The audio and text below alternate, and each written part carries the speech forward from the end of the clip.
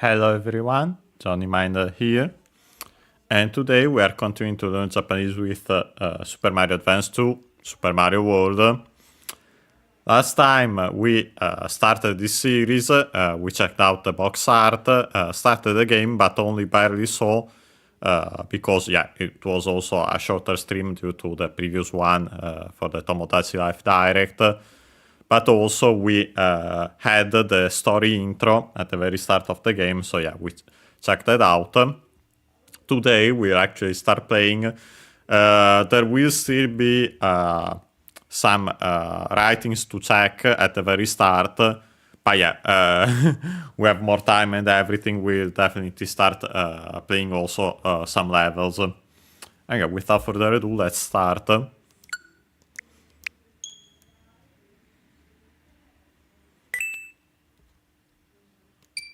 Here it is. We have already seen the intro.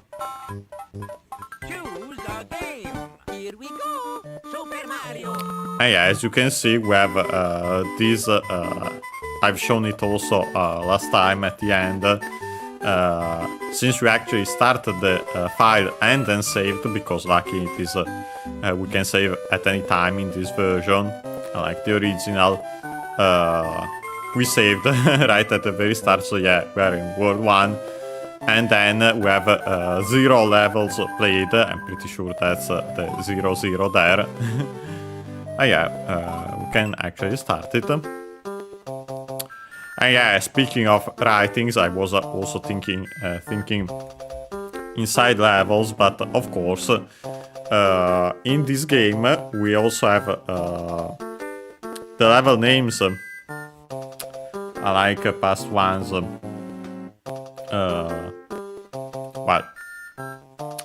apart of course from the bonus levels in Super Mario Advance 4, Super Mario Bros. 3.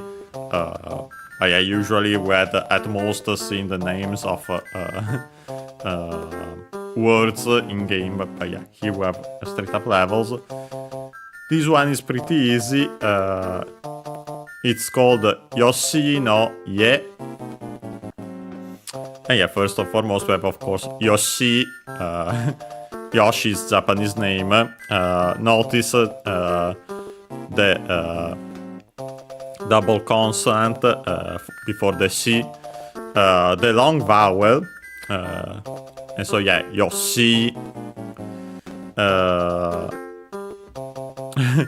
Also because if it were actually Yoshi with no doubling of the consonant, no longer vowel, we will get again our Yosh, usually with the E barely heard if at all, because of the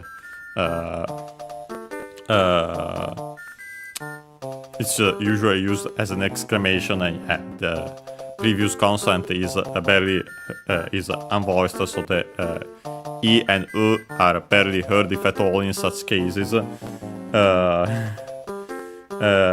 And we've seen it in especially in Pokemon Snap as the exclamation alright, okay, actually a classical form of the adjective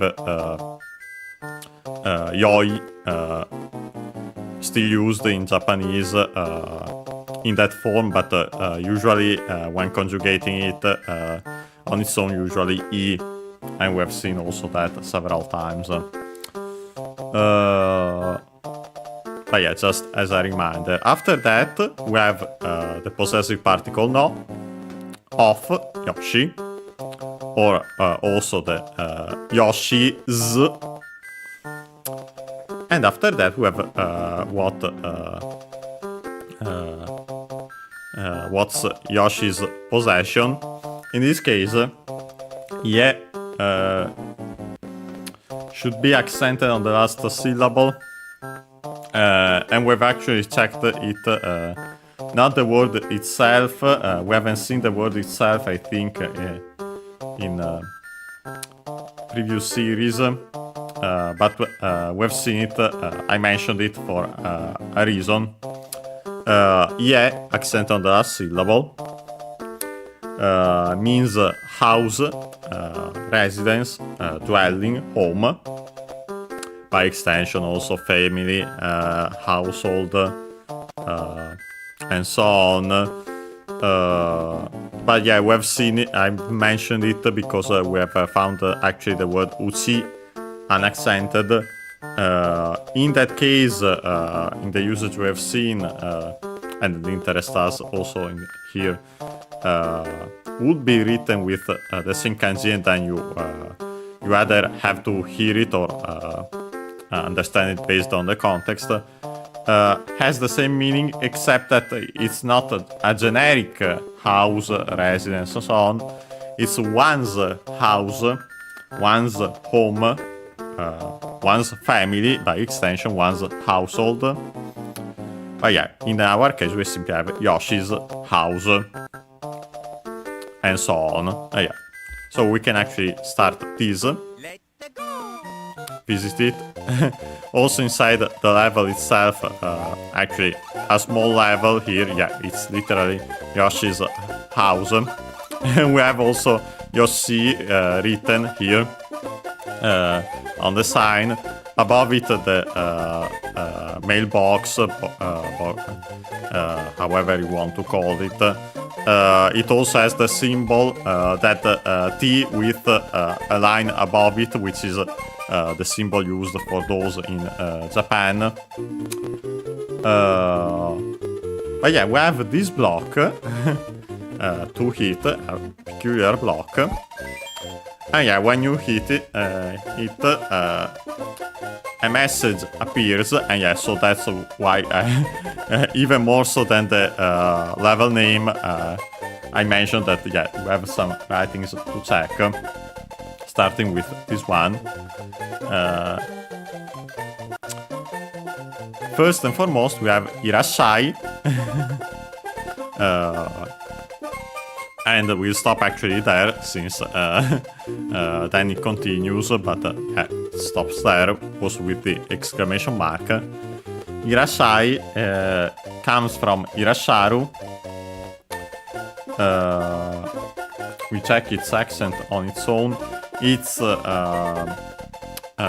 the meantime, I can mention you that it's an honorific, or even better, respectful language, and so used when the subject can also be the person in front of us, but strictly speaking would be the subject. Is a superior, someone we have to show respect to.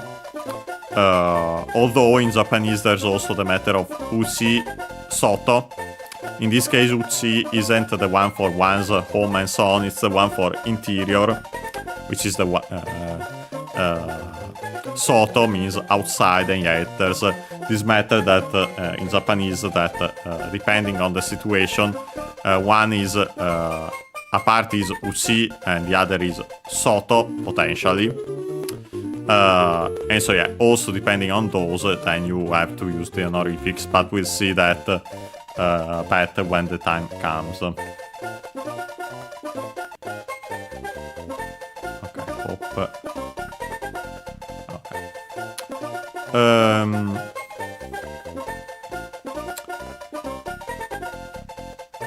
As for its meaning, it actually has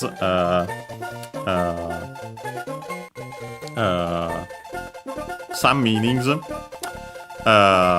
some different meanings. It can mean to come, to go. So actually, when speaking in this, when using this respectful language, we don't make the distinction between to come and to go, even while in other cases we have actually the distinction, as we've seen. Kuru and iku, respectively, are the usual verbs for come and go. We have seen them before. Also, to be, as in to be somewhere, to be as in to exist. I get the usual iru for in this case, of course, in the sense of for animate things, so people, well, in this case, usually people, technically animals in general for these verbs. Should be accented, by the way, I didn't mention that yet. Actually, it doesn't show there, but that's weird. I'll check on the physical dictionary.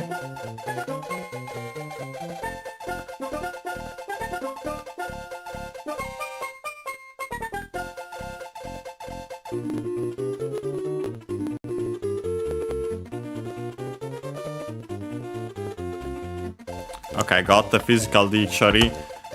Weird to not have such a verb, the accent there. Oh yeah, we'll check it out. This way.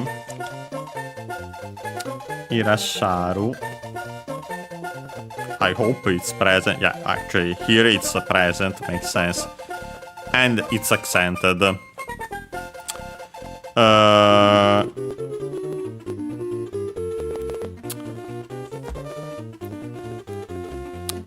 And by the way, of course, didn't mention it, but you might have guessed it on your own if you remember the usages of iru. It can also be used after the form of a verb, as in the sense of the uses, just like the iru, continuing action or state. Technically here only mentions on the dictionary to be doing, and so only continuing action, but yeah. Technically should be both anyway, but of course then it depends also in practice. Here we don't have irasharu as is though. Irasharu is a u-verb godan verb, so we can change the u into i to make the continuative form, except that in this case it's not enough. We actually, in practice, we drop the ru and add i instead. Most likely the origin is what I mentioned, we change the u into i, but then the r fell, the Japanese r fell, and so only the i remained. As we have seen, it happens to, especially to honorific verbs like irasharu. We have seen other ones, kudasai, the most important one, but also nasai, kudasaru, respectively, becomes kudasai, nasaru becomes nasai. Continuative form, which in this case is used actually for the imperative polite. Well, we are actually imperative in with an honorific form, respectful language for the verb, but technically we would add, even though here it's implied, masse, which is from mass, the auxiliary verb used to make the polite forms of verbs in Japanese, and then by changing the u into e, make the imperative form, and so the imperative polite. Actually, often it's actually one of the forms, while kudasai and nasai usually are used like this with the masse implied. Irashai can be heard with masse. The classical, you might have even heard it before in anime, manga, or even Japanese restaurants, if there were actually people speaking Japanese there. Irashaimasu. Here, so simply the meaning is still the same. Usually also has such a greeting. It literally means please come in, implied, to come, to go, but yeah, in this case, come in usually. We could adapt it in English simply as a welcome, even though, yeah, better would be please come in. After that, it continues with Boku wa Kuppa kara Nakama o taskeru tabi ni demasu. And yeah, first and foremost we have Boku. Not sure if we've seen this one before. We've seen other. It's a pronoun for a first person singular, and so I, me. Of course, with then the possessive particle becomes also my. Yeah, we have seen other words with the same meaning. Boku is accented on the first syllable, so high, low, boku. It's a male term or language, technically. Even though, as you see in practice, it can be used in some peculiar ways by also females. Yeah, technically Boku is a male term or language, and this one, unlike Ore, which we have seen that one, on the other hand, that one sounds usually rough or arrogant, still male language, unaccented by the way. Yeah, this is much safer. Yeah, often heard. Yeah, for example, for definitely not a character that sounds rough or arrogant like Yoshi. And yeah, so uses Boku, unsurprisingly. We've seen other pronouns, but yeah, it was also female ones, neutral ones. Yeah, for now, let's focus on these two, the contrast between these two. After that, we have the topic particle wa, written as ha. And so, yeah, as for me, then we have Kuppa, Bowser's Japanese name. Then we have the particle kara, from. Then we have Nakama. It's technically a compound of strictly Japanese origin. Also written in this case actually with two kanji. So yeah, not like those that nowadays use a single kanji, even though the origin is clearly a compound. Nakama, accent on the last syllable.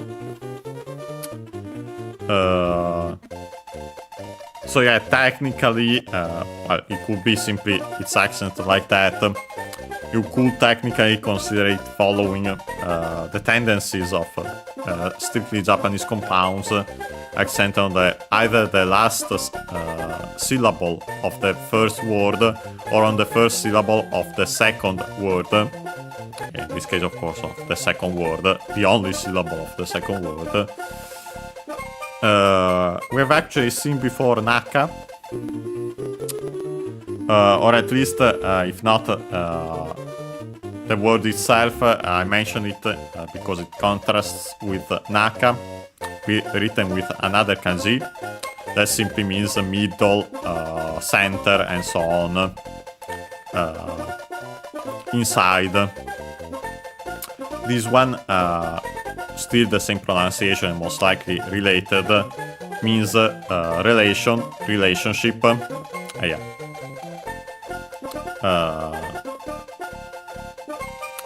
You can see, funny enough, the relation between the two words.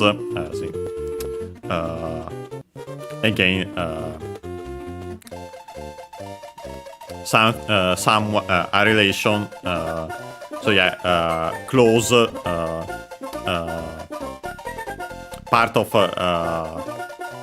we could say your group, and yeah, similar to the matter of UC, as we'll see again more in detail when the time comes for that. Yeah, after that we actually have ma. Don't remember if I've mentioned it before. I think we have seen the other word, the other strictly Japanese reading for the kanji. They use the same kanji, and then you simply have to remember which one to use depending on the reading, if present, or the context. The other reading is aida, which means a space between, a gap, interval, distance, stretch, period of time, duration, by extension of course, and so on, between two parties or things, and so on among. Ma, on the other hand, both unaccented, aida, ma, means time or pause or space. And yes, still you can see why it uses the same kanji. We'll see it better when we study that, and why they're so related, at least in that in their meaning, even though they sound differently. But yeah, so we have this space and then the relationship, and so this nakama becomes the word for companion, fellow, friend, mate, comrade, partner, colleague, co-worker, associate. So yeah, in general, companion, and then all the other words by extension from that.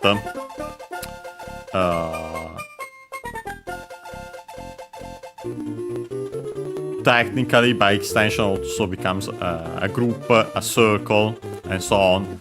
But yeah, fundamental meaning: companion, fellow, mate, friend. Technically, even though we have some words specifically for friend, comrade, and so on. So yeah.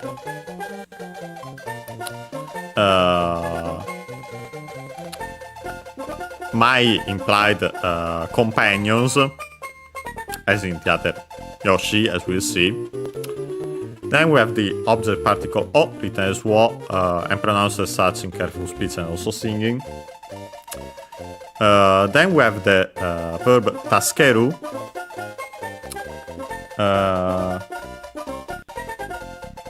Actually, I don't think we've seen this one. We've seen another word with a similar meaning. Or at least we have seen more of that. Hey SKS, yeah.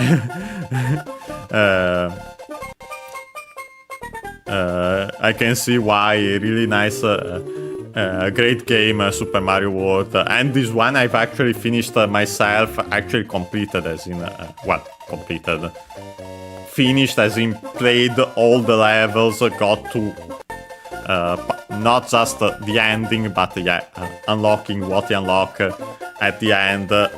So yeah, I can see where you are coming from in this case, also by experience.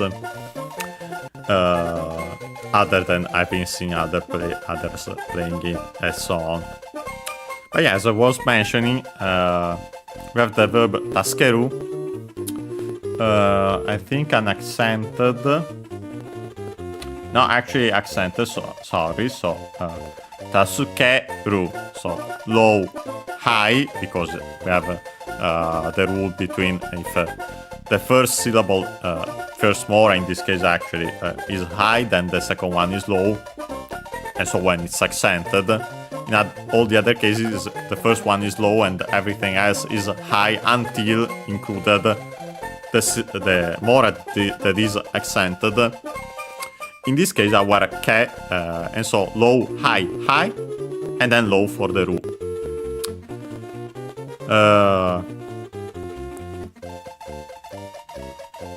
Notice also from my pronunciation that we have the U in su barely heard if at all because it's between unvoiced consonants.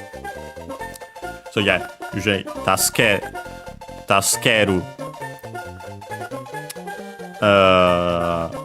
And it means to save, to rescue,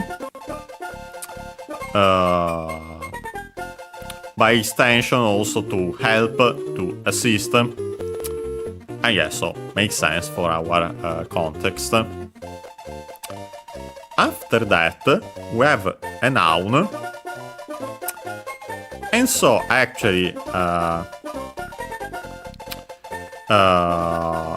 apart from the boku wa, the topic of the sentence as a whole, but everything else after that and before this noun is actually, and we have a verb at its end, of course, before the noun. We have a relative clause modifying the noun, which is tabi, means journey, trip, travel in general. Yeah, accent on the last syllable, I remember correctly. This one we might have seen before also in a previous series. And so, a journey, a travel, a journey better in this case. We could say in English, adapting it, to save, to rescue my companions. Technically in Japanese it would be a journey in which I will save my companions. So yeah, the structure in Japanese is the usual relative clause. Then we have ni, the particle, which means to in this case. Yeah, actually usually required in this structure with when one goes, as Japanese actually uses a different verb on a travel, trip, journey, even better. We have this particle, and yeah, it makes sense that to, as in going towards something.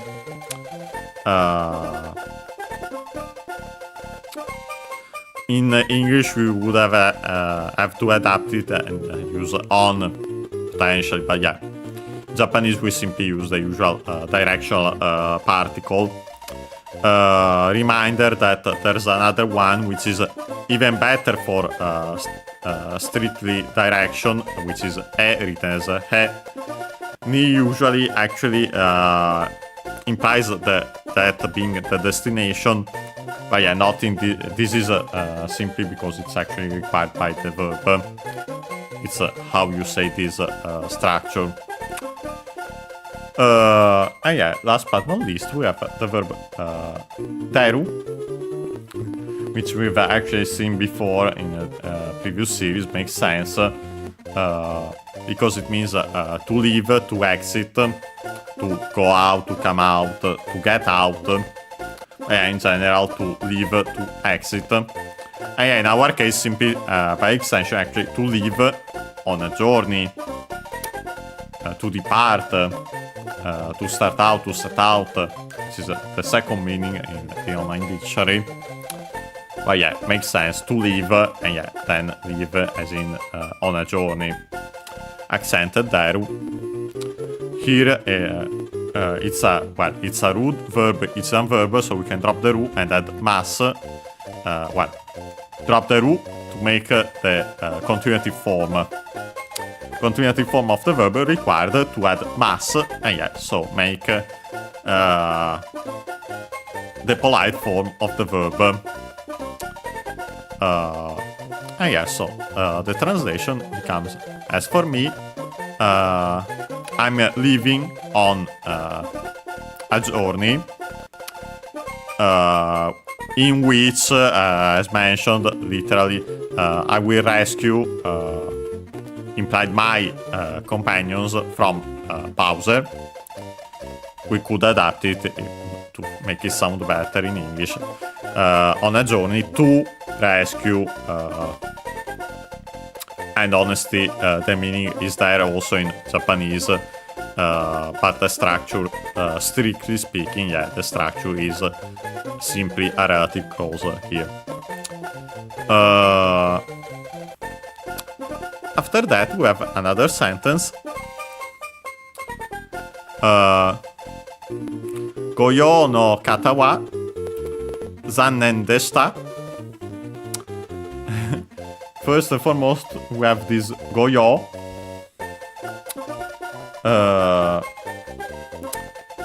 First and foremost, we have this go, which is an honorific prefix. We have seen more often than not o as the honorific prefix, but that's simply because o is usually used. There are some exceptions for words of strictly Japanese origin. Go with those of Chinese origin, like our yo here, yo u, so actually long yo, the long vowel.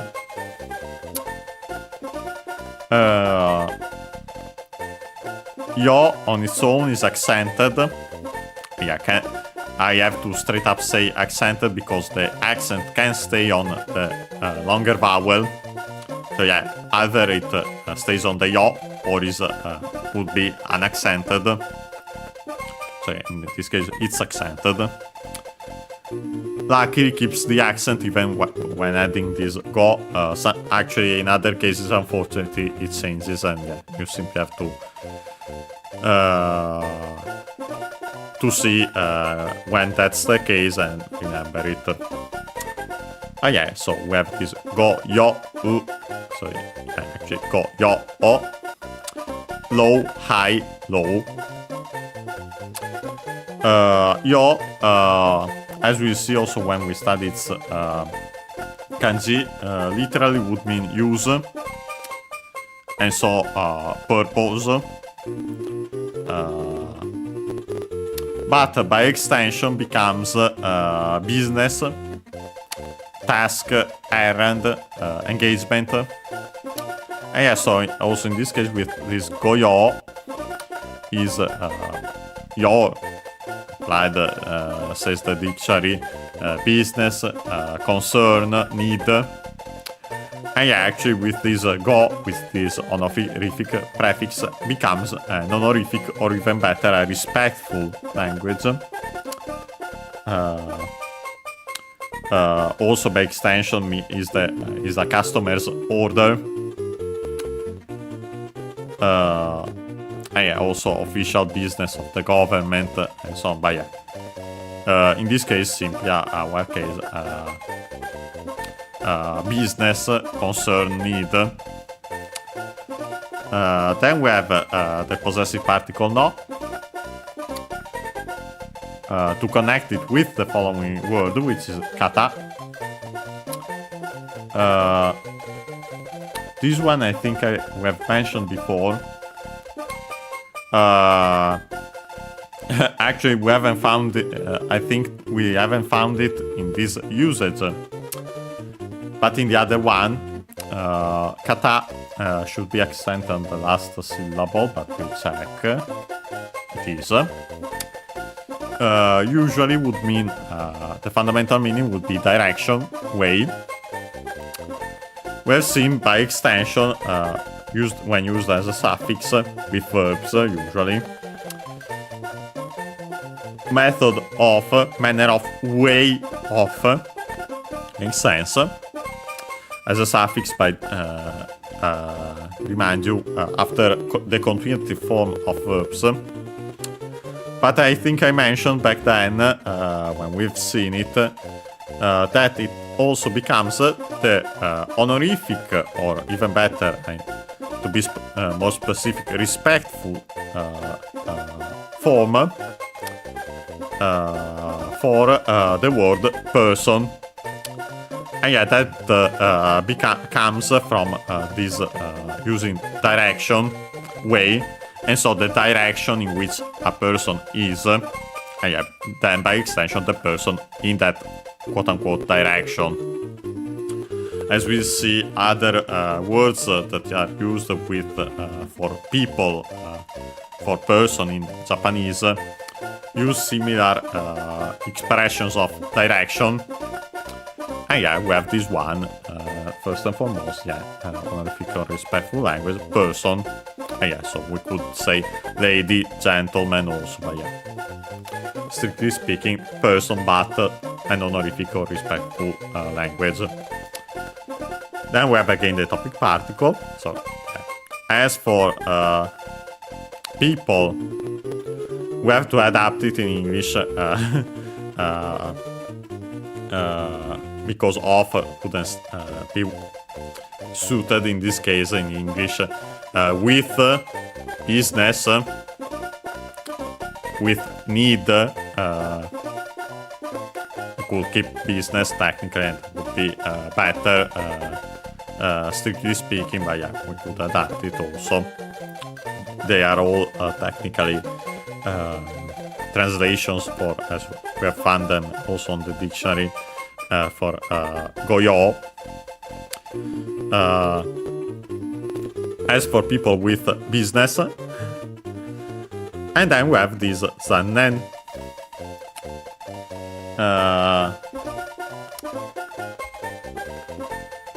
You actually see it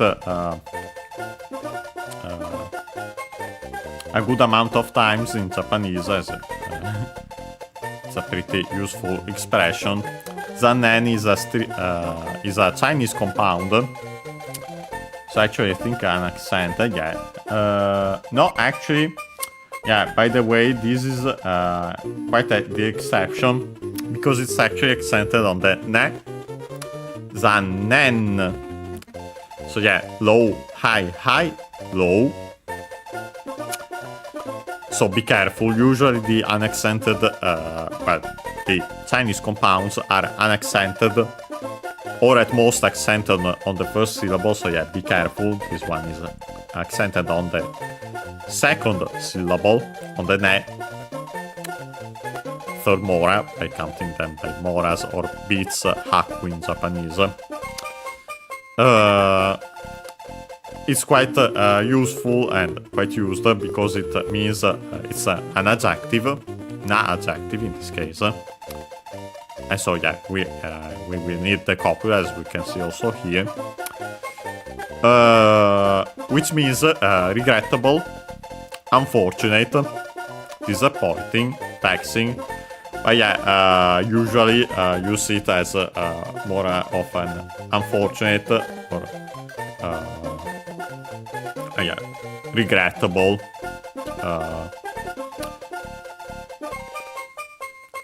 Also in the expression, which I quickly mentioned, zannen nagara. So yeah, adding the nagara, which I think we have seen before, but with verbs, means while. Also during, as, by while, it's the fundamental meaning. Also while as in although, and yeah, actually in this case it would be more like that. Yeah, literally would be while it's unfortunate. And yeah, so this expression zannen nagara, quite used because yeah, it's used for unfortunately, like in English, regrettably. Yeah, so literally in Japanese, while as in although it implied it is unfortunate. Yeah. In our case, we have the word on its own, being an adjective. Yeah, requires the copula, and in this case, we have it in the form of deshita. From des. So the polite form of the copula des is actually a contraction of de arimas. So from de aru, so we use the de, which is technically the form of the copula. Then aru, the other verb of existence, this one for inanimate objects, but we've seen it also used in several conjunctions of adjectives, also of e-adjectives other than this for the copula. Aru, u-verb, codant verb, we change the u into e. Ari, continuative form, then to add mas, the polite, again the auxiliary to make the polite form of verbs. The arimas, then contracted into des. And so yeah, nowadays we simply use usually des for the polite form of the copula. Here, as you might have noticed, we have the sta, which simply adds this ta, while also change the u into e from the des, and then to add ta. So yeah, actually to make, if you think about how des is from de arimas, makes sense.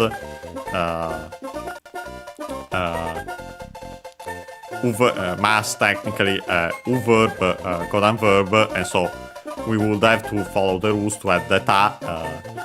Luckily, simply becomes we make the continuative form, change the u into e, and then ta, the sta, would be in its full form, the arimasta, but yeah, nowadays usually simply desta.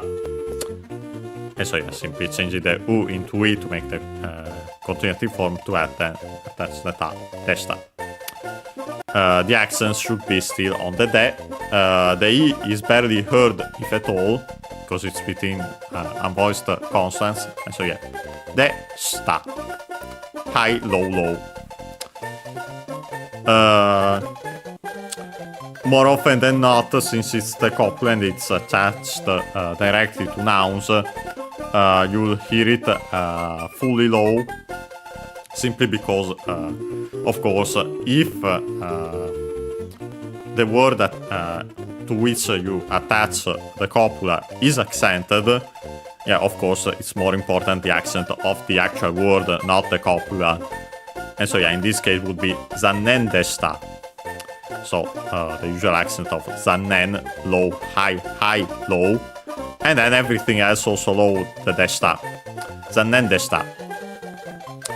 And yeah, so the translation becomes, as for people with business, it was literally unfortunate. Yeah, in the sense, of course, that yeah, unfortunate if you are someone who has business with me, yeah, not home because I departed on a journey and so on. And yeah, last but not least, we have this the signature Super Doragon, and then of course actually the name Yoshi. And yeah, first and foremost we have this super. We've actually seen it before. Yeah, it's super from English. Usually, when used on its own, actually used as an abbreviation of supermarket, but we have mentioned that also at the start, I think, of this very series last time. But yeah, super on its own, super. Notice the long vowel for both the U and the A. Also the long A instead of super, because yeah, Japanese doesn't have the sound, and so it becomes similar. Also with the closest vowel, which is A, and also the long vowel, similar to variants of English that don't have such sound, the R sounds.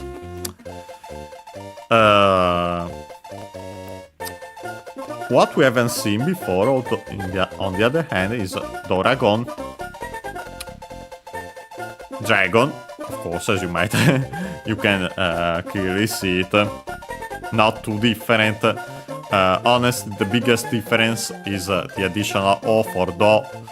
Again, we have seen that rule so many times. Yeah, to keep it the sound as D, we have add O as the vowel because the consonant can stay on its own anyway. Apart from the nasal N, like the one we find at the end here. And so yeah, we add O instead of the usual U, sometimes E. But yeah, because both of those would change the sound of the consonant. So yeah, we add Do, O to make Do, Doragon. Yeah, so simply dragon. The accent. Okay, it's interesting because be careful. The accent is in this case on the do itself. So yeah, not exactly like in English, it's slightly moved in Japanese. Simply to make it accent on the first syllable. Oh yeah, it's like that, so be careful. So yeah, actually, Doragon, high, and then everything else low. Yeah, so see, literally Super Dragon, and then Yoshi, of course. Okay, with that we have finished to check out this writing. There isn't anything else to do here at Yoshi's home, so we can leave. Either side is fine. And yeah, so we'll go here to play the first course. As you can see here, it says 1, and here the second one. Yeah, I wanted to go to the left anyway. I'd say at this point makes sense. Honestly, we can actually play this level first and then take our usual break. So yeah, let's play it. Of course, first we have to check its name. Although I might regret the decision because I'm forgetting if there are actually writings inside the level with those blocks. But yeah, first let's check its name. It's called Yosta to Kosu. Notice the difference with it's a mix of katakana for Yosta and Kosu, and then hiragana for to. Yosta, well, it's actually a proper name, Yoster. Yeah, it's used from, as you might have guessed from the yo at the start, yeah, Yoster, and so yeah, related to Yoshi. I think actually, now that I think about it,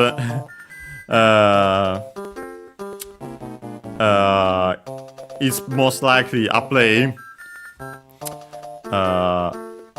I've never thought, to be completely honest about it before,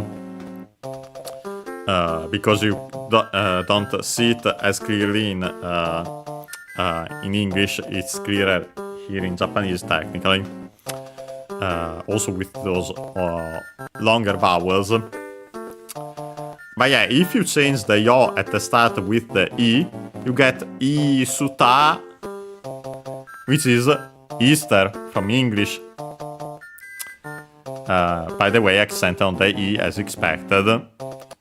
Notice again the longer e, well, for e, makes sense. The longer a for ta, again ter, the r sound, once more. The u of su barely heard, if at all.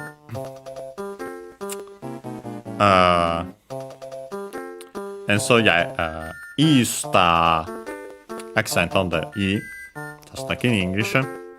Yeah, so it's a play on the Easter Island. Yeah, so it becomes the Yoster Island. But yeah, you can see it even clearer again in Japanese because of this, the exact placement of the longer vowels of everything else. And yeah, from E to Yo is also even closer to change it in Japanese. But yeah, then we have this to. I've actually mentioned it last time, but not in this in the start of this series. Yep, exactly. Yoshi, yeah, it's called like that in Mario RPG. I'm pretty sure, yeah, they simply kept it from Japanese. Yeah,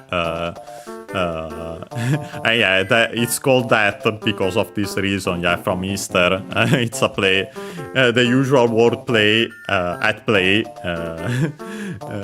that Japanese loves so much to make these proper names of fictional names, and also because they love wordplay in general. But yeah, as I was saying, yeah, we have then there's to, which I mentioned not in the previous part, I think, of this series, but actually in the Tomodachi Life, Living the Dream Direct, because this to, so long to, is a suffix used for names of islands. You might have heard, more likely, the strictly Japanese word for island, shima, accent on the last syllable. I'd also found for names of islands, usually in now proper names of certain locations in Japan, or again as a word on its own, shima, island. To is the Chinese reading. And yeah, usually that one is used as a suffix for island, something island. In our case, Yoster Island. And yeah, we've seen the wordplay again because Japanese love it, quite love it, with direct, direct. And then the t for direct was added with the to, then the suffix for island. And yeah. And then last but not least we have course, of course. Yeah. Course, as in, of course, course, route, trail, and yeah, the course as in a course in video games, of course.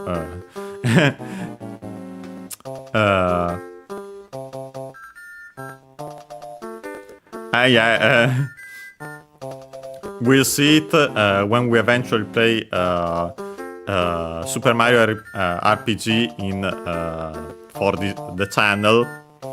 And so play it in Japanese. We'll verify if it's called Yoster also there, but yeah, I'm pretty sure that they simply kept it as is because, of course, most likely they didn't even know that it was adapted into Yoshi Island elsewhere. And so yeah, they kept it Yoster in... even in English there in Super Mario RPG, but yeah, we'll verify that, how it's called there when we play that game, which honestly could be relatively soon, considering that we have finally started Super Famicom games, although we don't have the Super Famicom version, and yeah, never mind. It could take longer because of the issue with potentially kanji in the Switch remake, even though most likely they had Furigan, but yeah, we'll see. But yeah, as I was mentioning, courses in video games. Yeah, the English word course accented, just like in English on the ko. On the first syllable, course, high, low, low. And yeah, then we have the number 1. Here, I'd say most likely pronounced in Japanese. Actually, most likely with the Chinese reading, since that's the one used usually when the one is on its own. Could be, since it's after course, also the English word one. Yeah, becomes simply one in Japanese. If it were the English word.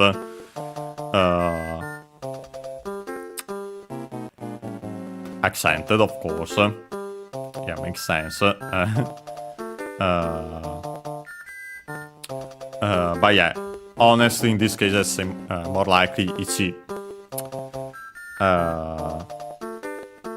Ichi, the number one, the Chinese reading of the kanji. I think we have studied at least this kanji. If we haven't, we really should eventually, since it's a pretty... it's the easiest one, technically, one of the easiest kanji in Japanese. Yeah, accented on the last syllable, so ichi. You might hear it also as ich. We have actually heard it, for example, in crosswords. When Amy was counting down san ni ich. Hope I didn't close.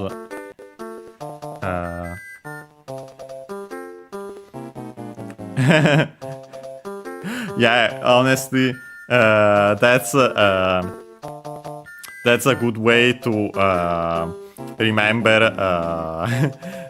Using such mnemonics can be a nice way to learn at least some of the katakana. In this case, even of course, perfect for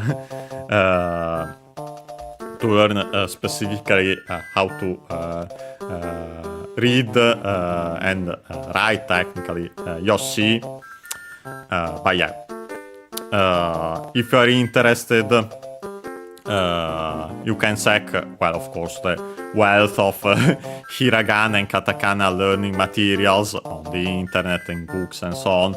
But we've also studied it in our respectively hiragana in Super Mario Bros.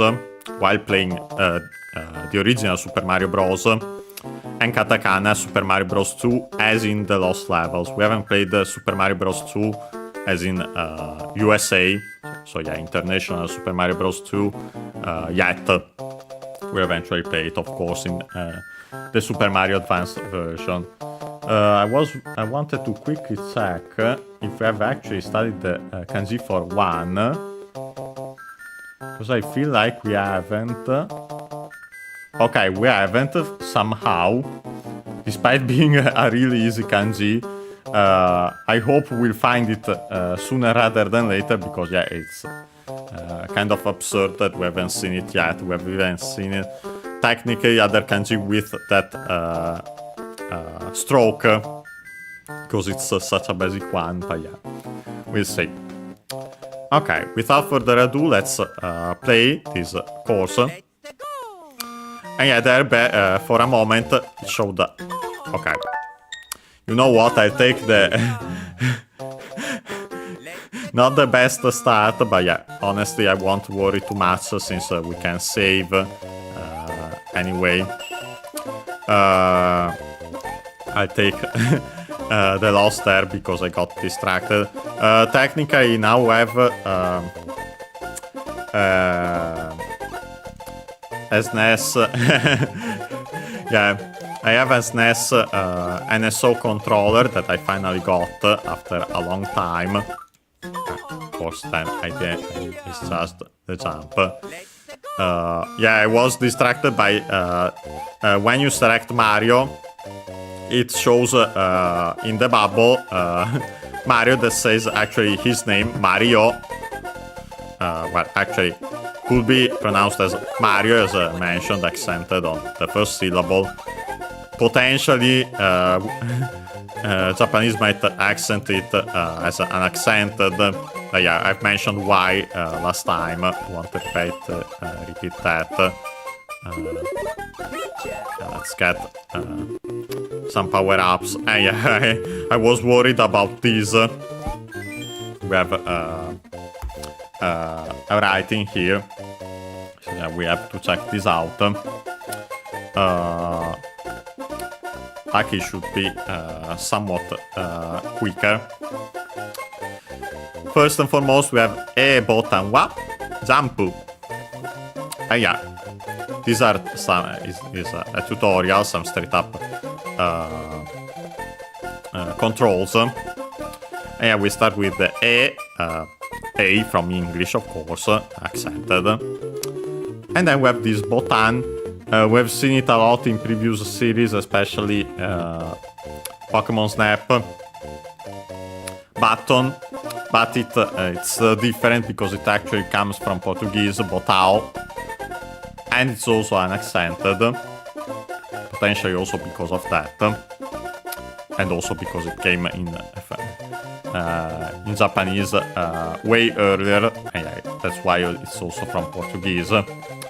But yeah, button, of course, in our case, a button from on controllers. Then we have the topic particle wa, and so yeah, as for the A button, and then jump, so yeah, simply jump from English. We have seen it before, but yeah, it should be accented. I still check it just to be completely sure. Yes, it is. And yeah, so literally it's as for the A button, we could imply a copula, most likely a copula is implied. It is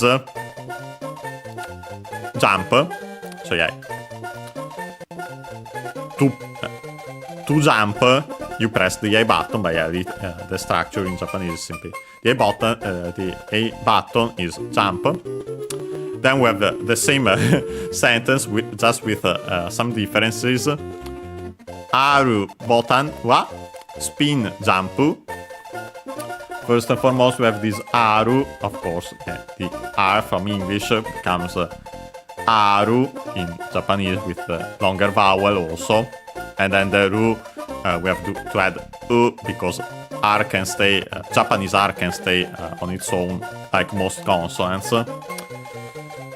Accented, of course, just like in English, aru.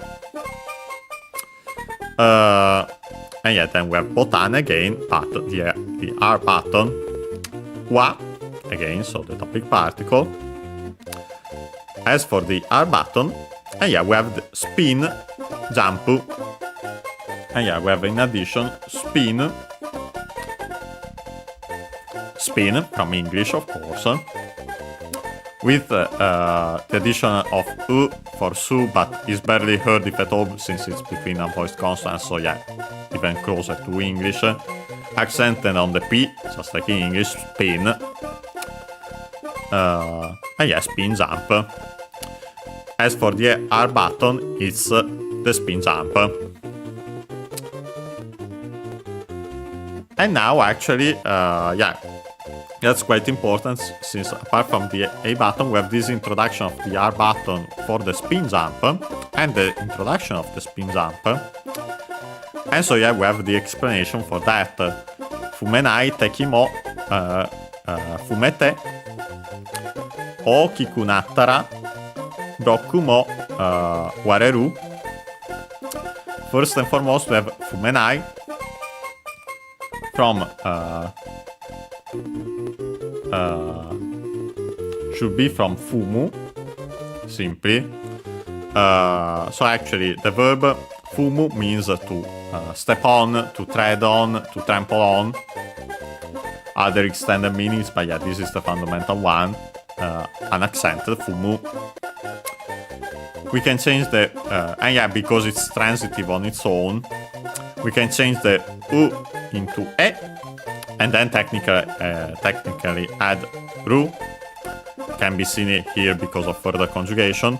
To make the potential form of the verb, it's a verb colon verb, so yeah, we can do that. Change the u into e, and then add the ru to make a potential form. Can do the action of the verb, and so in our case, can step on, can trample. Fumeru. The potential forms of verbs are ru verbs, incident verbs.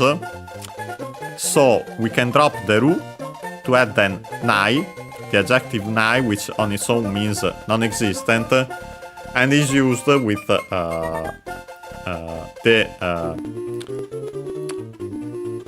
irrealis form in Japanese, from Japanese, the meaning, I call them the not yet state form, because yeah, that's the translation, the literal translation of the Japanese term. Yeah, the form used usually, also some other uses, to make, to add then nai, this adjective, and to make the negative form of the verb in plain speech, the present, and so potentially also the future, but yeah, here simply the present. And so yeah, that you can't trample.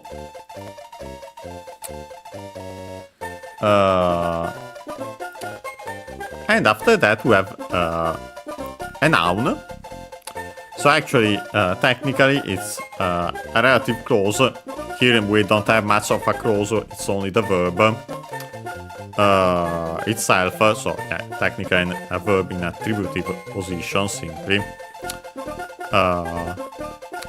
Noun, which is the key. This one we've actually seen before.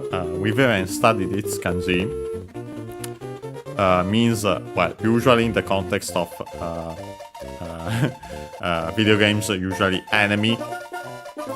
But yeah, its meanings are usually, in other contexts, more opponent, rival, and by extension then menace, threat, enemy. Yeah, the key, by the way, unaccented. It's the Chinese reading actually of the kanji.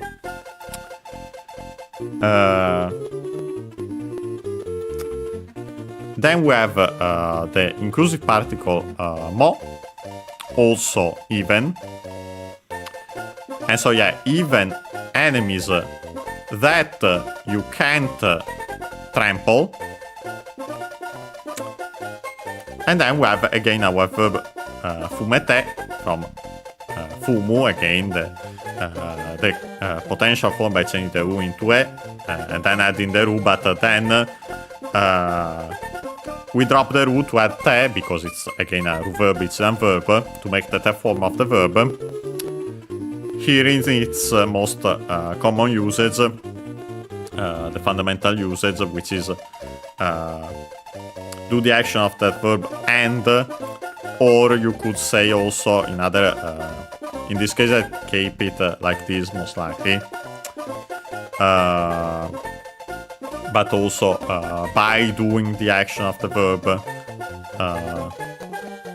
while also sometimes doing the action of the verb.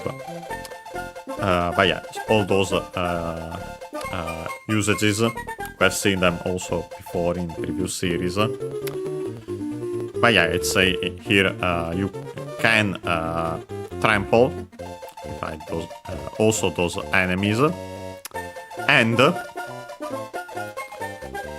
then we have okiku, first and foremost, from oki.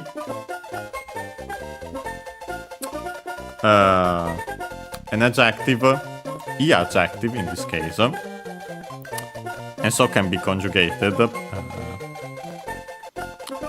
and doesn't require the copula, as a reminder. Accented, so on the key, so low, high, low, oki.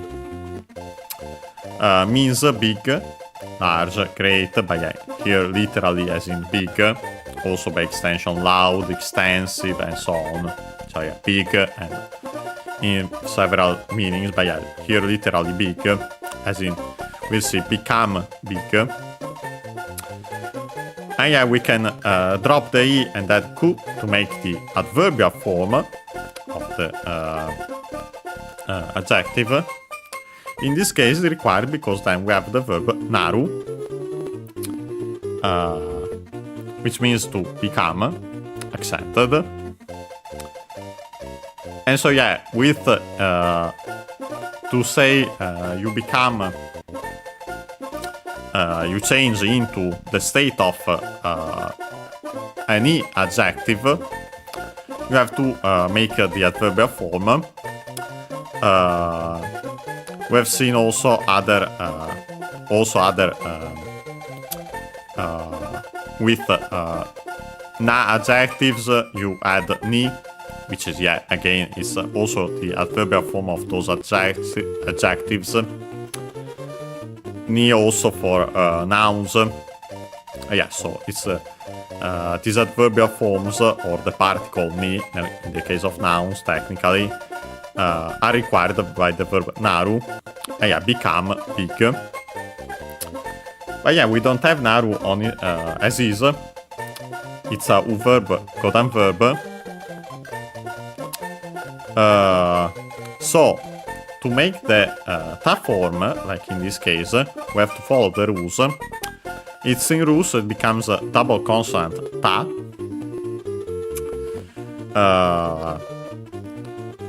Again, most likely first we simply made the continuative form by changing the u into i, so na, ri, ta.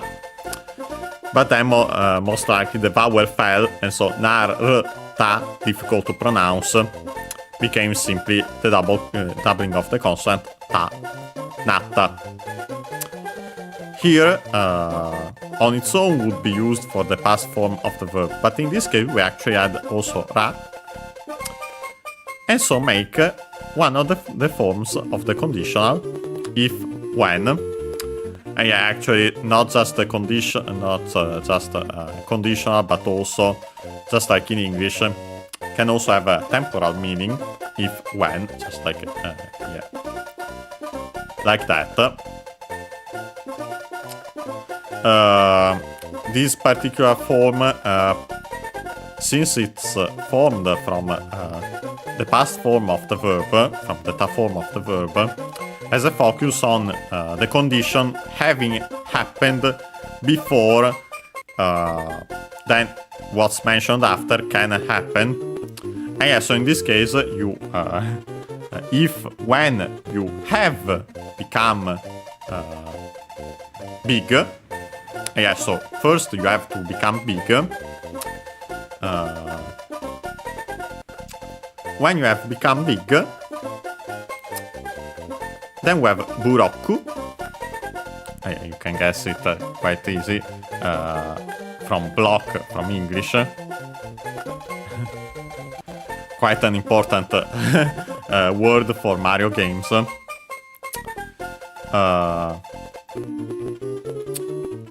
Accented on the ro as expected, just like in English, block. Notice the doubling of the consonant, the additional u for both u, bu, and ku, because the consonants can stay on their own. Of course, also then the English L becoming Japanese R, but that's because some actually also pronounce it as a variant of that. But either way, because it's the closest sound anyway, even when you pronounce it as the closest or the usual pronunciation of Japanese R, which is a tap flap, ro, ro, ro, ro, ro, buroku. So block. Then we have again the inclusive particle mo, also even. And then we have this verb, wareru, actually from waru. Not the one you might be thinking of, since this is pretty famous if you have heard of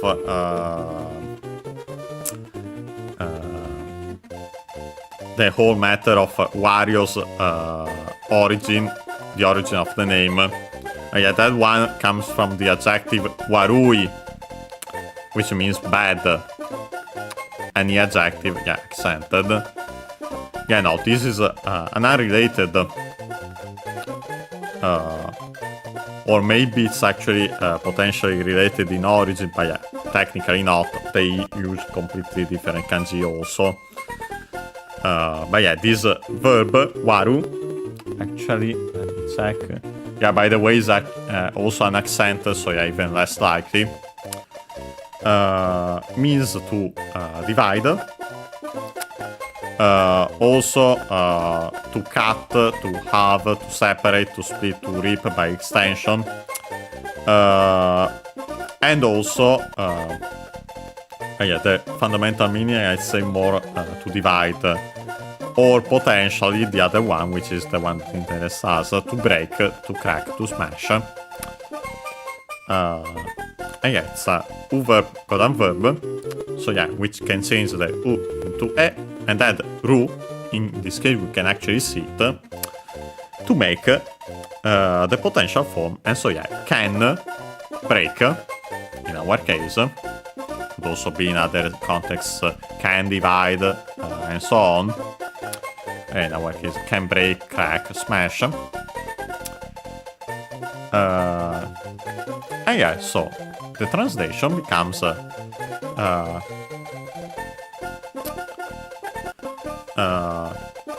you can trample even enemies that can't be trampled, stepped on, however you want to translate it. And if when you have become big, you implied can destroy, break, smash. Yeah, better break, crack, smash, technically, as mentioned by the dictionary. Destroy, we have another verb, technically. Yeah, you can break also blocks. Yeah, so it was this tutorial for the jump, and especially the spin jump, since it's new to this game. And yeah, so we can actually use it here by pressing R and then destroying those blocks. So we can come down here, destroy even more blocks. Get these. Yeah, we actually have another block. Yeah, so I guess I miss simply my break this time.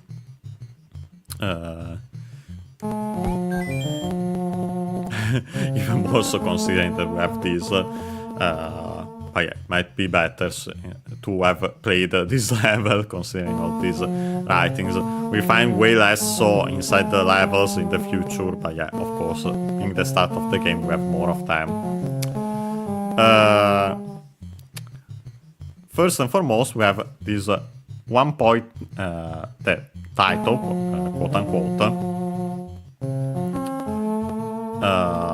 I think most likely we'll find it also in other ones, and I think I can actually remember it, although I might be misremembering. But yeah, anyway, first and foremost, between those dashes, it says 1 point adviso.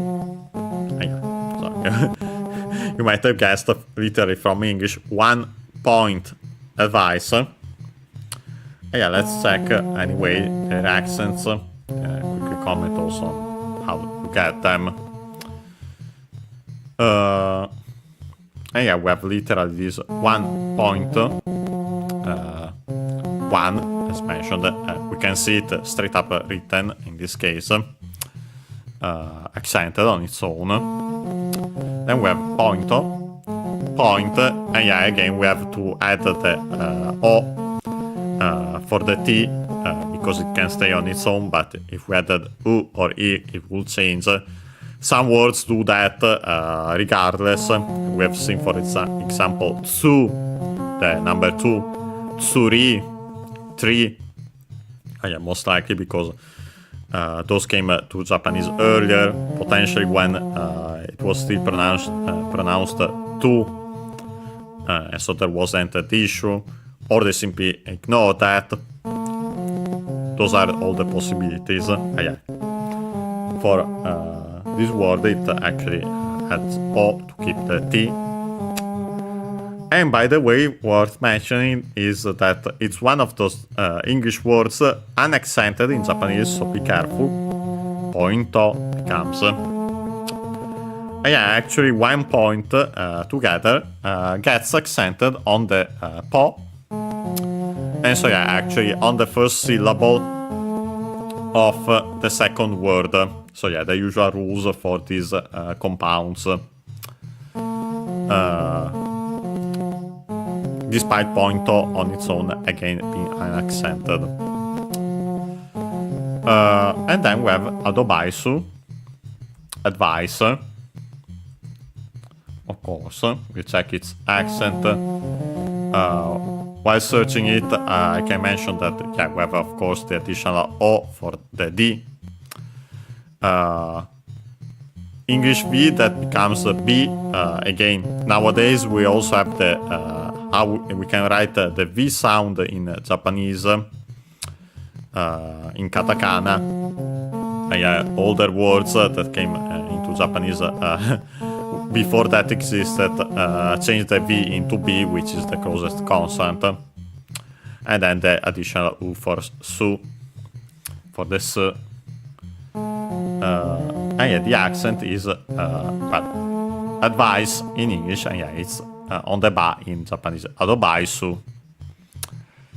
Okay. And yeah, then actually the 1 point advice actually starts, the advice itself.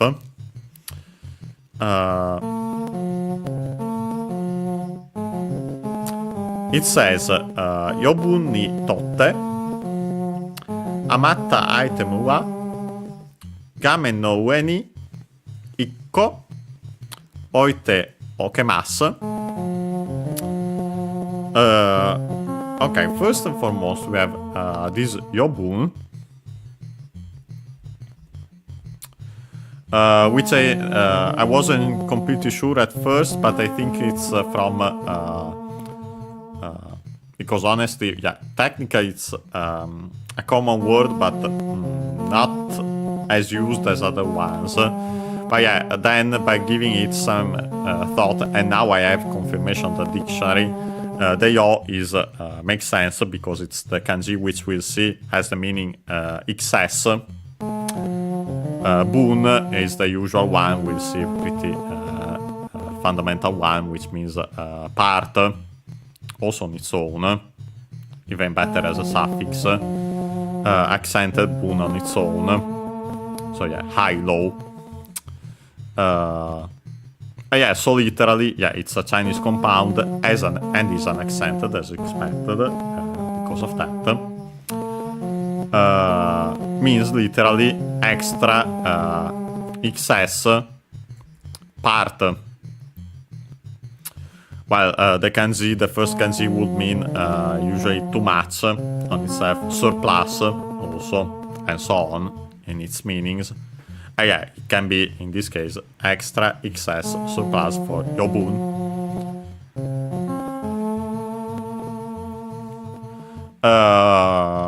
And is actually an adjective. So yeah, this actually isn't a nitotte because it exists as an expression, as is. Which has various meanings. The most common one is, well, technically 2, 4, but more those on their own don't explain much. Better from the standpoint of literally that expression, it's worth mentioning because you'll actually see it a lot. It's composed of the particle ni and then the verb totte, the form of the verb toru, which means to take, to pick up, to grab, to catch, to hold, and so on, but yeah, fundamentally to take. Verb, verb, so we have to follow the rules to make the form. It's another one in rule, so yeah, it becomes double consonant te. But yeah, it's now an expression, which means, yeah, from the standpoint of literally by taking, and then it's required this ni. As far as is concerned, yeah, has those meanings. In this case, it's simply actually yobun.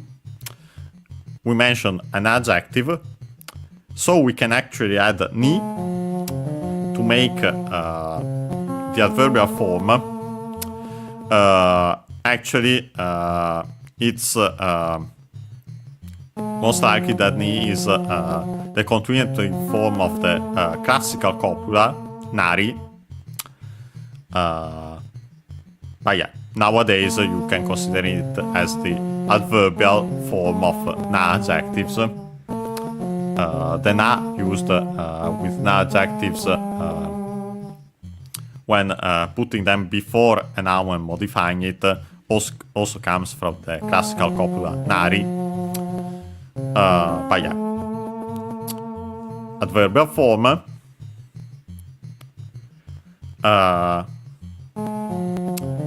And so yeah, then we have simply toru, simply in its literal meaning, take. And then it's the form.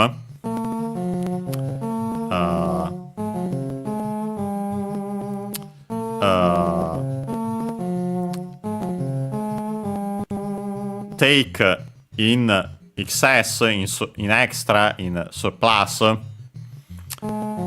And we might have changed the translation of this step form, but yeah, we'll keep it as is for now. Then we have amatta from amaru, and funny enough,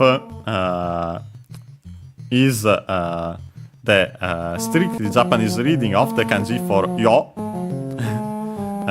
the yo seen in yobun. Yeah, amaru accented is a verb which means to remain, to be left over, to be in excess. You can see now why you use the same kanji. To be too many.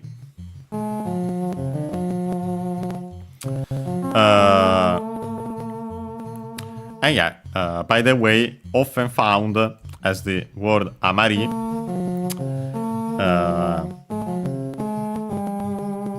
So actually, a noun technically, it's literally the continuative form of the verb. So yeah, amaru is a u verb, codam verb, so we can change the u into i to make the continuative form amari.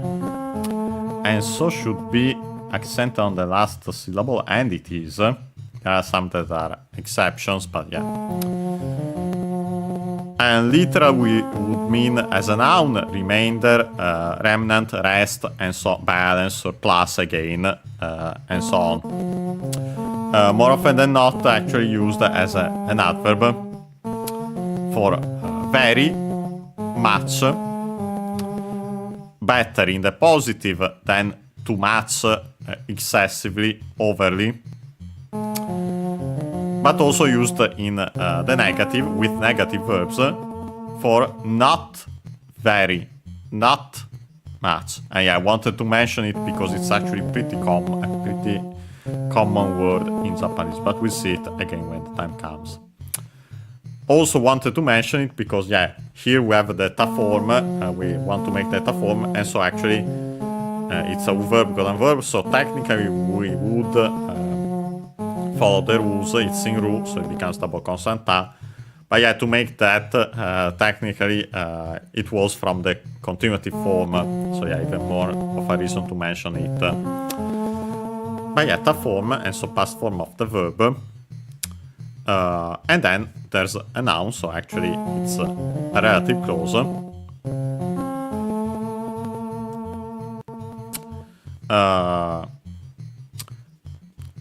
Modifying the following noun, which is itemu, yeah, from English item.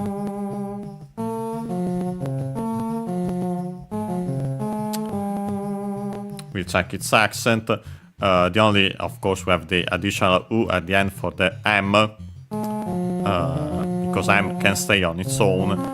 Technically, sometimes we have seen it written as n, but only because when followed by a b or a p, a bilabial consonant, then the sound of n becomes actually m because of the bilabial nasal, because of the following bilabial consonant. But yeah, when we add it at the end like this on its own, yeah, we have to use mu instead by adding the u vowel. The accent is on the first syllable, just like in English. Item, high, and everything else low. Then we have the topic particle wa. Then we have gamen. This we have seen before, especially in Pokemon Snap again, because we have all those settings. Should be accent on the first syllable, and it is, despite being a Chinese compound. So yeah, the second most common accent for those. And yeah, means a screen of a TV, computer, and so on. Also, the image on such a screen, picture scene. Most likely, the original meaning was actually surface of a painting, because yeah, ga means picture, image, drawing, and then man would be surface, and yeah, so that's most likely the original meaning. But yeah, nowadays I use it usually for a screen or an image on a screen, of course. Then we have the possessive particle no, of. Then we have the word we, above, up, top. This one we've even studied its kanji. Didn't mention that before. The one for the key in, I'm pretty sure, in Kirby's Adventure. The one for we in the first Legend of Zelda. If you want to review them, you can of course find them on the internet and so on. But I also added in the description of the playlists of those series. You can find, I put the exact parts in which you can find them if you want to review them that way. Yeah, we unaccented has those meanings. Yeah, literally the top of the screen. Yeah, in this case, it can be kept like that. You could usually say this structure something no we above something also. Then we have the particle ni.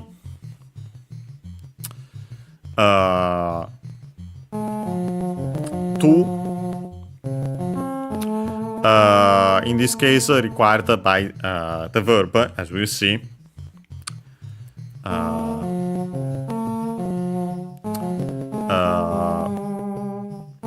Then we have ikko.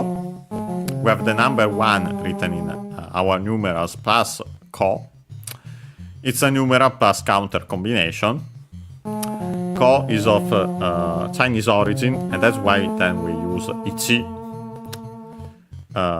as the number. Yeah, first let's mention ko is a counter for things or pieces.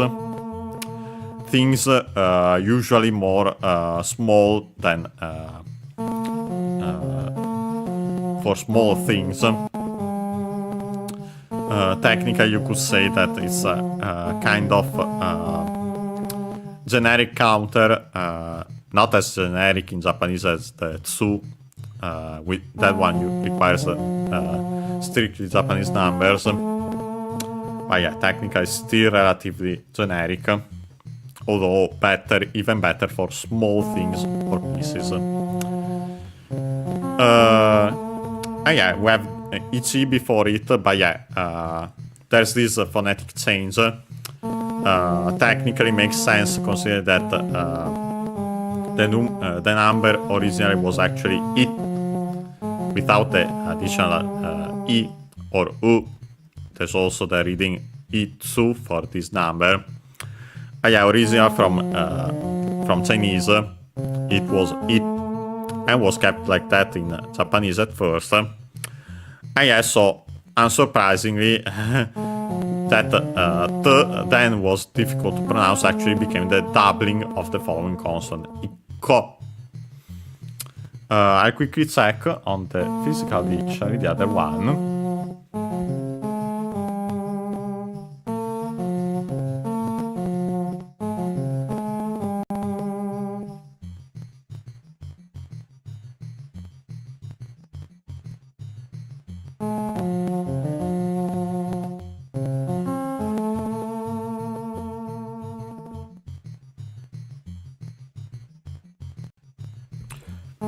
Okay, got the physical dictionary. The other one, because this one has all these numeral plus counters combinations for the accent. And yeah, because I wanted to check if there's a tendency or straight up a rule for co. If I recall correctly, I do have an idea, but I want to be sure before saying it. And also, honestly, to review it, even if I were correct. Yeah, found it.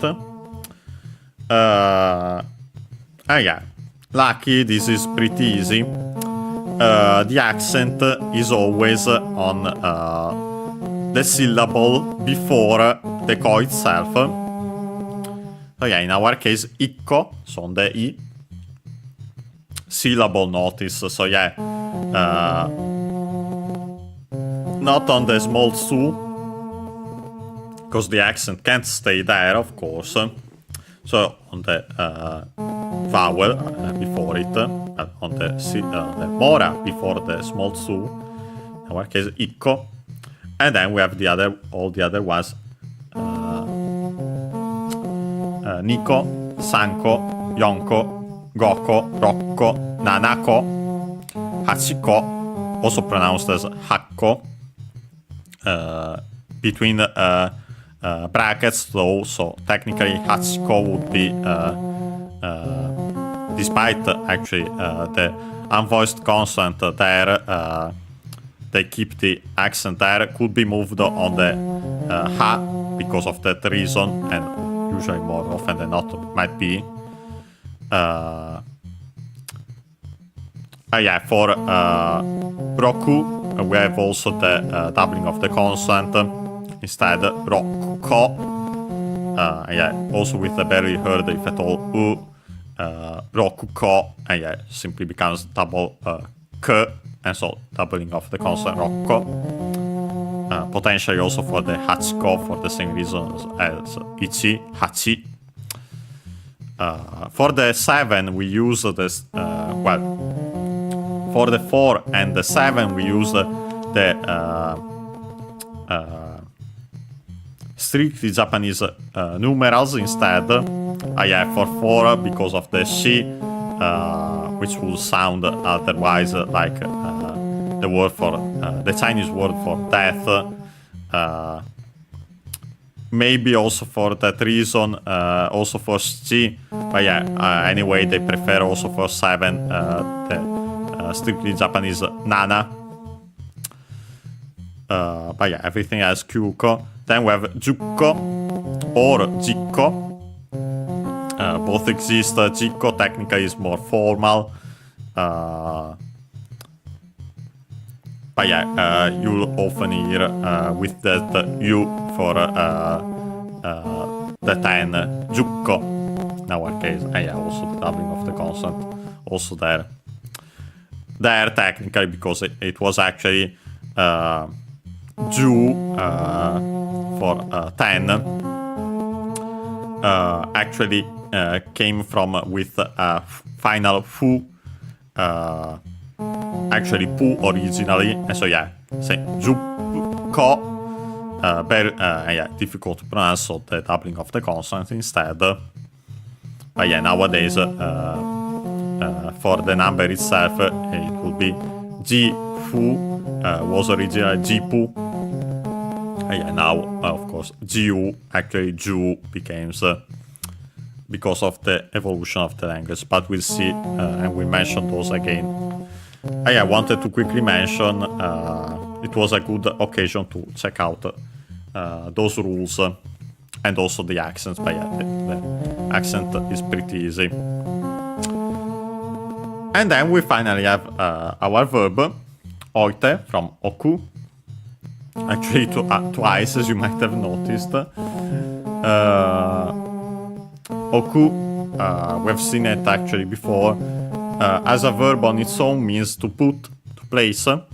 Yeah, so in our case, put one of the item. Oku, by the way, unaccented. It's a verb, golden verb, so to make that a form, we have to follow the rules. It's in cool, so it becomes ite. Again, it first became, we made simply the continuative form, so we changed the u into i, okite. But then the k fell, and so only the i remained, oite. The form required to then actually add another oku, but in this case as an auxiliary verb. When we use oku after the form of a verb and so as an auxiliary verb, it has the meanings, well, the one that's even closer to the original meaning of the verb, to leave something in a certain state, to keep something in a certain state, but more often than not, in the extended meaning, to do something in advance. So yeah, you put something, you figuratively put that action aside for later. And yes, so we have it in this usage.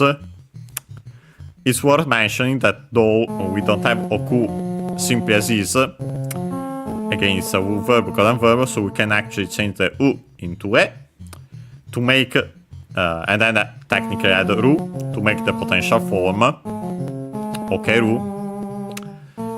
The potential form is a ru verb, it's done verb, so we can drop the ru and then make the continuative form, and then to simply add mas, and so make the polite form of the verb. I guess so the translation becomes, as for items, and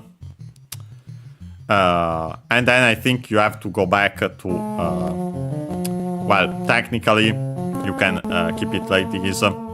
As for items, you have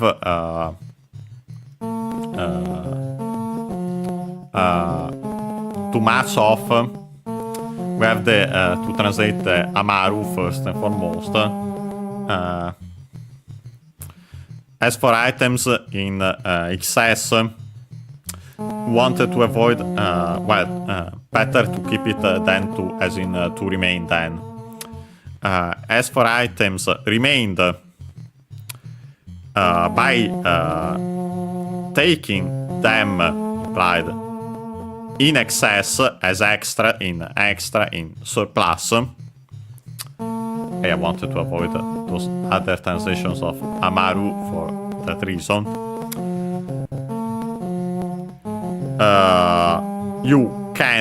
You implied, can put them, put one of them in advance. I had the meaning of te oku. On the top of the screen. Yeah, so we got that piece of advice.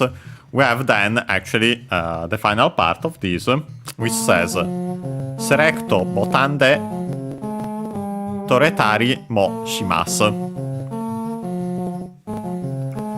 First and foremost, we have Serecto, of course, select, from English.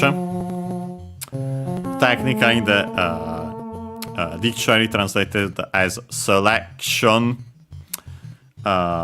because it's a noun in Japanese, and of course they don't conjugate it like they don't change it like in English, but can be made into a verb by adding the verb suru, to do, unaccented,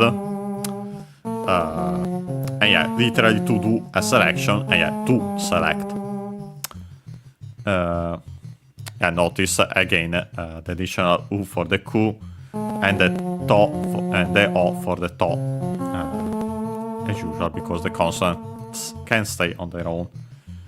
And yeah, the accent is just like in English on the re. So select, serecuto, low, high, low, low. And then we have, of course, botan di nuovo, nuovamente, sorry, again.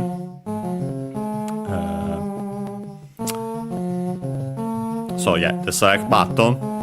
Then we have the particle de with. And so yeah, that means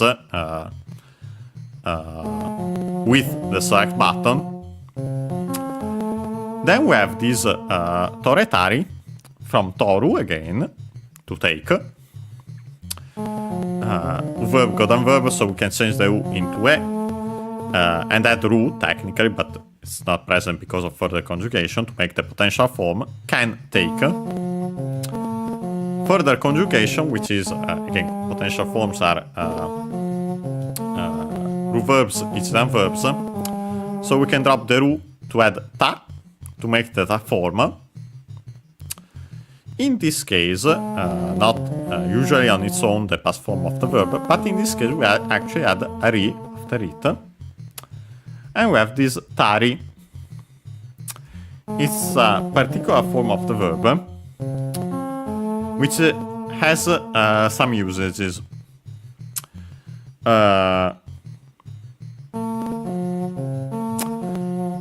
Usually those are ing and ing, as in, for example, coming and going.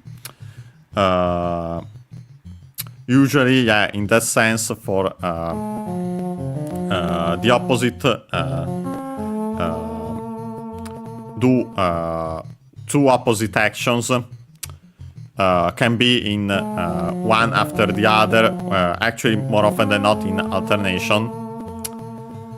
More often than not, you see it as a way to make an inexhaustive list of actions doing such things as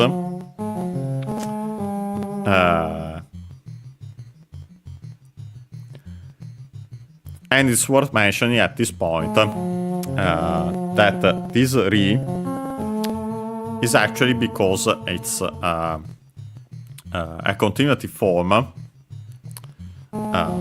So yeah, you literally are making technically a noun from this.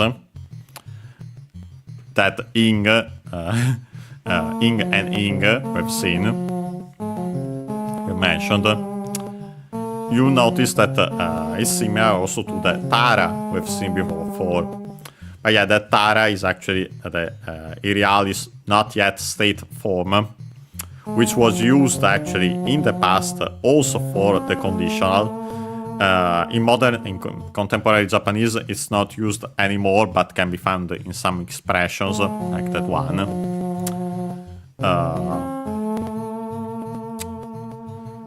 So yeah, it was worth mentioning at this point, since we are actually seeing both of them. In this case, then we have yeah, then we technically have other usages, but I'd say in this case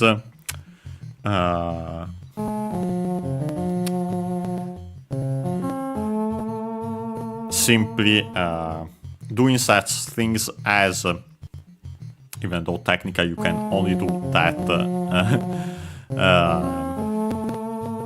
well, not true, because technically you can simply drop it, as we'll see. But yeah, so actually the tari form makes sense in that sense. But yeah, first we have the inclusive particle mo,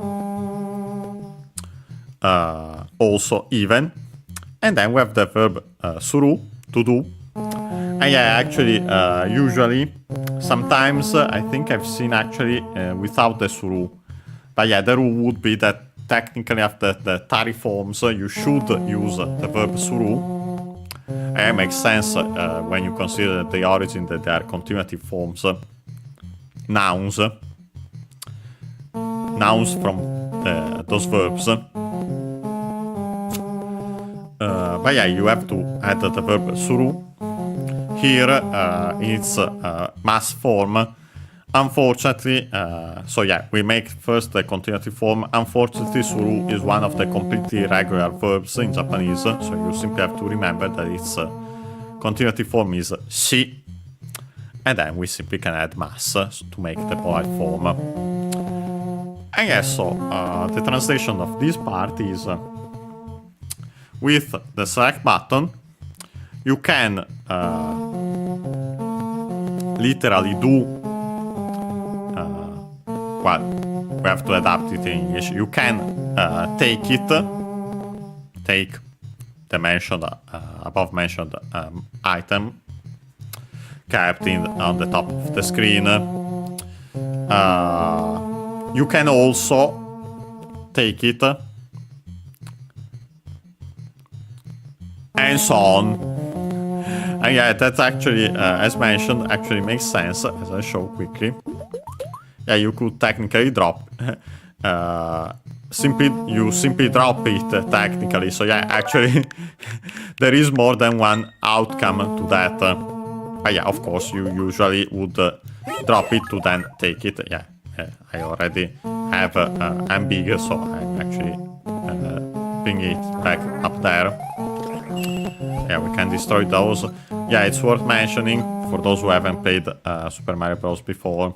Yeah, these blocks, if you hit them from below, you simply make them spin like this. To destroy them, you have to be big, as mentioned by the other writing we have seen, and then make the spin jump.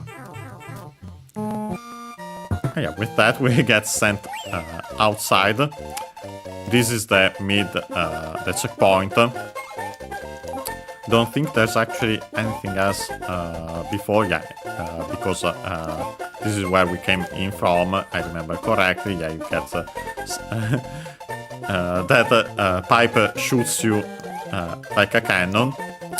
There's this, which is quite important actually, as we'll see. Not this time, because we'll most likely end after this level. But yeah, keep it in mind that this outline can be barely seen because of the background here. And yeah, by wasting time, I'm actually down to less than 10 seconds, so we get closer. But yeah, we can slide there by pressing down. And yeah, actually we have these even more so than we want. We'll check it out, of course.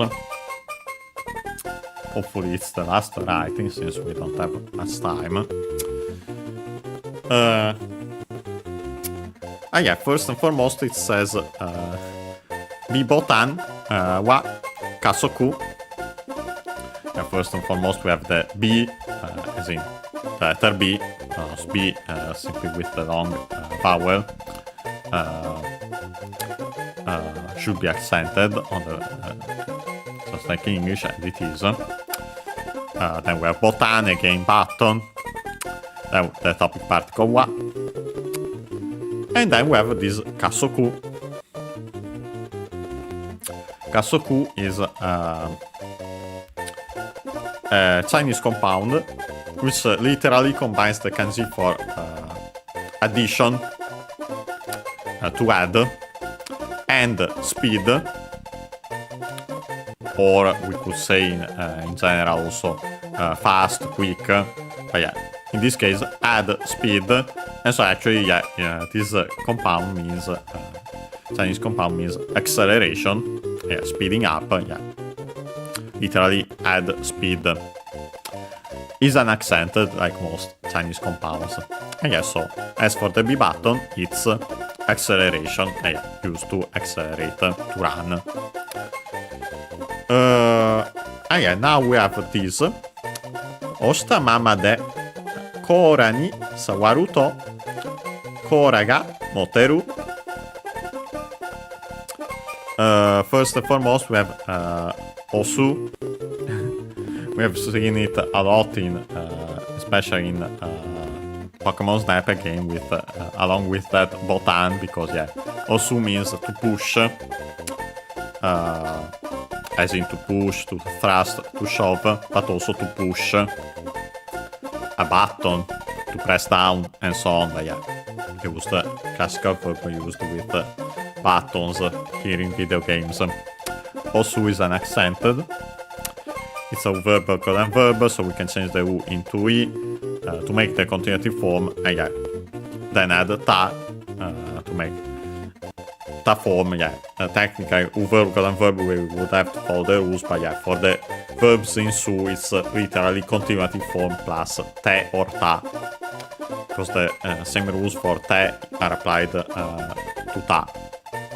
And yeah, so the past form of the verb. In this case, not on its own, because after it we have mama, which is technically a noun, used more often than not as an adverb, accented on the last syllable technically, even though often you'll hear it on its own. Yeah, not in this case, as we have the after it. But yeah, in other cases it might sound unaccented because syllables accented, words accented on the last syllable are identical without anything when we don't add anything else after. Sound the same as unaccented words. But yeah, in this case, yeah, it's a noun, but it actually is used as with the meaning as it is, remaining in a state, keeping the same, leaving unchanged. And yeah, also because of that, by extension, with, once eyes closed, while, standing, and so on, as, also as one pleases, and so on. And yeah, so the fundamental meaning is as, so yeah, both as in as it is, as those with, while, for one's eyes closed and so on, as one pleases, yeah, as. Keep in mind the fundamental meaning as it is the one that from which you can then get everything else. Then we have this de. In this case, I'd say most likely the te form of the copula technically. And so literally by being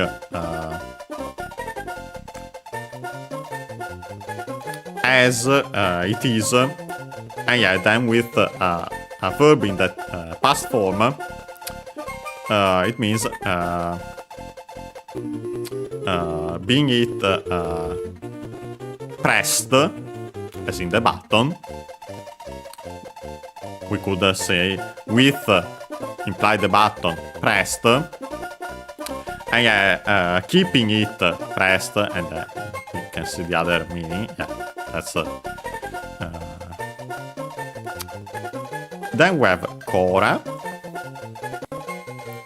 quite an important word for Mario games because it means shell. And yeah, so we have all the shells in shells, as in we've actually seen shells as sea shells. It's a different meaning word, kai. We've studied kanji in the previous series, Super Mario Land 1 and 2. Yeah, no, this is more of a shell of crab, at most a tortoise, even better, a carapace, and so on. Yeah. So yeah, perfect for Koopa Troopas and so on. Then we have the particle ni. Ah, sorry, I didn't mention the accent Cora, unaccented. Yeah, actually makes sense since it's technically a Chinese compound. Then we have the particle ni, actually required simply by the verb, as we'll see.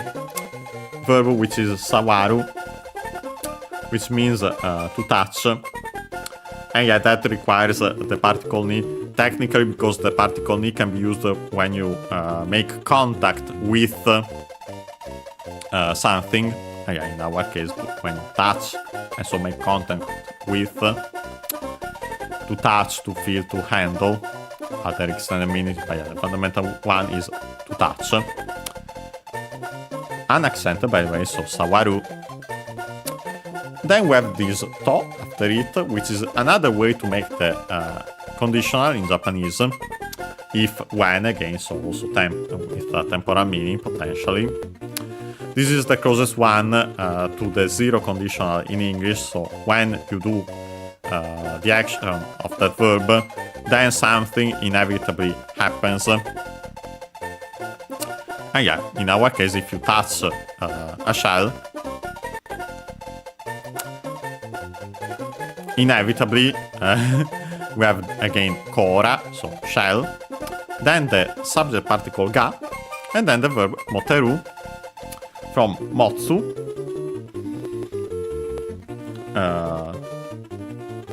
to hold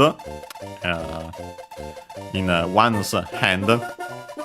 Technically also to take, but yeah, it's to take more in the sense to hold in one's hand, to carry, by extension also to possess, to have, to own, to maintain, to keep, but yeah, the fundamental one is to hold, to carry, by extension to possess. It's a u verb colon verb, so we can change the u into e and add ru to make the potential form. Notice, and this is actually the rule usually, even though you might find it used also with the object particle. Yeah, what would usually be the object of the sentence becomes the subject with potential verbs. And yeah, in the sense more of the shell can be carried technically, even though the verb is to carry without a passive. But yeah, in that sense, yeah, so it's simply a rule that technically you should use the subject particle with potential verbs. Sometimes you might find still the object particle anyway. But yeah, so the translation it becomes while it's pressed, while you keep it pressed, if you touch when you touch a shell while keeping it pressed, even better, you, we adapt it in English, you can hold it, you can carry it, you can carry the shell. It's literally present there, repeated. Okay, then we have last but not least for this writing. And yeah, it's quite important, especially this last part, because that's the additional part compared to Super Mario Bros. 3, where we have seen you can carry the shells and so on already. But there's this addition. Ue o muite hanasu to maue ni nagetari dekimasu.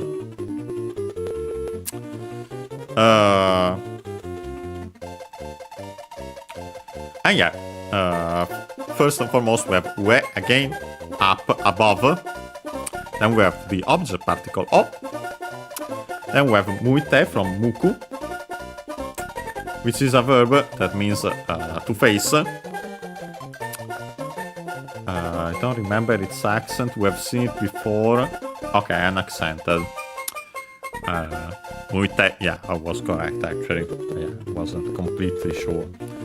Yeah, it means to technically to turn toward, to look up, down. But yeah, also to face, for example, east, to look out on, front on. But yeah, in our case, simply technically to turn toward up. Yeah, so then it's a verb colon verb. It's in ku. We have to follow the rules. It's in ku, so yeah, simply becomes i te, continuative form, u into i, Mukite, then the K file. And yeah, while we could translate it while turning upwards. And then we have the verb hanasu. Funny enough, we have another hanasu which isn't related in this case, which means to talk, accented. To talk, to speak, to converse, to chat, also to tell, to explain, and so on. To speak a language also, simply. Yeah, this hanasu, written with a different kanji, we used kanji but we don't here, means to release, to let go, to free, to set free, to let loose, to turn loose. And yeah, so to release in our case, to let go. Then we have again to, so again conditional or temporal meaning. Then we have maue. Again, we have the ue, as we have seen, technically a compound. We add the prefix ma before it, which means right, as in right or just, I guess, so in the sense right above, just above, directly above, directly overhead. Its accent is on the e at the end of ue, so be careful, it's an exception technically. Yeah, so that means right above, just above, and so on. Ni, in this case simply towards, to right above, in the direction of right above. Then we have the verb nagetari from nageru.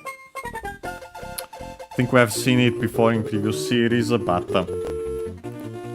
it's a verb, it's a verb. But, sorry, we need that in a second for the conjugation.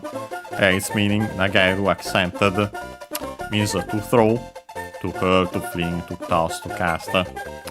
By extension also to give up, to abandon, to cast a glance, a shadow. But yeah, the fundamental meaning is to throw, to cast, also to hurl, to fling, however you want. To throw, I'd say. This is one. It's a verb, it's a verb, so we can drop the ru to add the ta, make the past form of the verb. Here actually again to add, then we add the ri and to make the tari form. And so yeah, doing things such as throwing it. Last but not least, as you might remember from before, I mentioned that you usually add suru after tari forms of verbs. In this case, we would add suru, but since we want to make its potential form, we have to replace it with the verb dekiru, which already means to be able to do, to be possible, to be permitted also to do, to be able to do, the fundamental meaning. And yeah, since there's already this verb with that meaning, you don't conjugate suru to make the potential form, you simply replace it with this verb that already has that meaning. The kiru is a ru verb, it's a verb, so we can drop the ru to make the continuative form. In this case, simply required to then add mas and make the polite form of the verb. And yes, so the translation of this part is if you release the button, of course, while facing up, you can do things as, well, in this case, you can only do that, honestly, as throwing it straight up, right up, right above, just above, and so on. So that's the new part. I can do it. There I jumped, but it's not required at all. I actually could have gotten that way. Yeah, we actually have to be quick not only because, honestly, we should end the stream, but also because we are running straight up out of time in-game. Yeah, actually we found all the dragon coins. I didn't get the finish, so we won't see those yet. But yeah, with that, we have finished, completed actually, because we got also all the coins, that level. And yeah, we also saw some changes in the hills. I quickly show those hills on the left raised. But yeah, then the path got unlocked. Mario climbed here. And yeah, then we get to this switch. And we'll check that out next time, since we don't have the time. We already went beyond our usual time anyway. But yeah, and we don't have the time to check the pause menu. We'll do so when we have actually more time. Yeah, we save and finish. And yeah, so Here we go. I quickly show. Mario. And yeah, as you can see, yeah, now you can clearly see World 1 still, but yeah, the number changed to 0, 1, and yeah, because we have played one level. And yeah, so we can close the game. We don't need that since we have saved. And yes, so today we've continued this series. We actually started playing the game. We only played quote unquote. We visited Yoshi's house, saw the message Yoshi left there. Then we actually played our first proper level. And that's it, because yeah, it took quite a while, since there were a lot of messages there. Of course, makes sense, since there were a lot of tutorials, especially considering the additional actions compared to previous Mario games. But yeah, so next time we should be, unless plans change, on Wednesday. We'll continue this series. We continue playing Super Mario World, as in Super Mario Advance 2. And we have, first and foremost, to check out that switch. And yeah, so we'll do that. And yeah, see you next time.